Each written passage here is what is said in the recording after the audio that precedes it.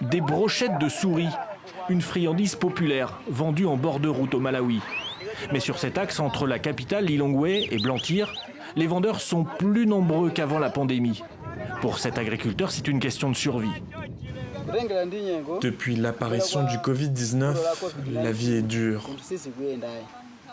Alors on dépend de la chasse aux souris et de leur vente pour gagner notre vie.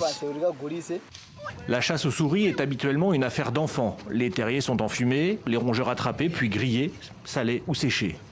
En plus d'être source de revenus, les souris apportent des protéines à la famille de Bernard.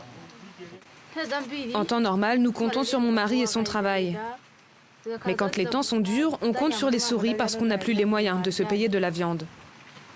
Difficile d'estimer l'ampleur de la consommation de souris dans le pays, faute de données. En tout cas, les autorités sanitaires ne s'inquiètent pas du phénomène et ne déconseillent pas de manger le rongeur. Si jamais votre communauté arrive à chasser des souris, si vous y arrivez, c'est une source de protéines. Donc vous êtes libre d'en manger autant que vous voulez, du moment que vous atteignez la quantité requise de protéines. Le Malawi compte un peu moins de 6000 cas confirmés de Covid-19, mais son économie souffre de la pandémie. Les souris devraient rester au menu encore un moment, dans un pays où plus de 50% de la population vivait déjà sous le seuil de pauvreté avant même l'arrivée du virus.